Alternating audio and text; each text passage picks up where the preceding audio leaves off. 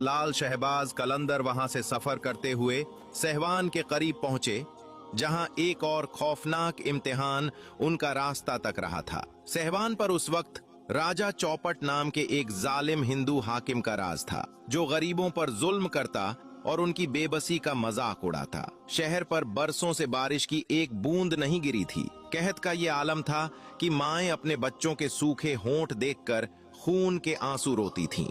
लोगों को इस हाल में देखकर हजरत लाल शहबाज कलंदर ने वहीं डेरा डाल लिया। होती थीं। लोगों को इस हाल में देखकर हजरत लाल शहबाज कलंदर ने वहीं डेरा डाल लिया। आपने दुखियों के जख्मों पर मरहम रखा और हक की तबलीग शुरू कर दी। लोग आपके अखलाक से मुतासिर होकर दीवाने होते चले गए। देखते ही देखते मुरीदों का समंदर उमड़ आया।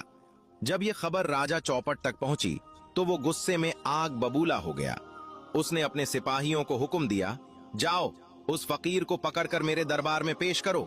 सिपाही निहायत गुरूर से हजरत के पास आए और हुक्म आमेज लहजे में कहा, राजा चौपट ने तुम्हें दरबार में तलब किया है, चलो हमारे साथ। हजरत लाल शहबाज कलंदर ने अपनी जलाली नजरें उठाईं और फरमाया, जाओ कह दो अपने राजा से, फकीर सिर्फ एक ही बादशाह के दरबार में हाजिरी देता है और वो रब्बुल आलमीन है, जो मुझ समेत तुम्हारे राजा का भी बादशाह है।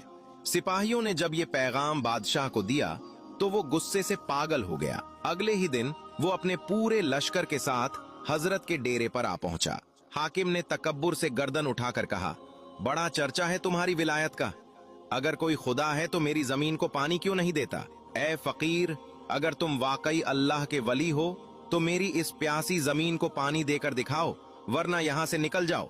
हजरत ने निहायत इत्मीनान से आसमान की तरफ देखा और फरमाया, चौपट, जमीन और आसमान सब उसी के हैं, और याद रख, मेरा रब जालिमों को पसंद नहीं करता। इसके साथ ही आपने हाथ उठाए।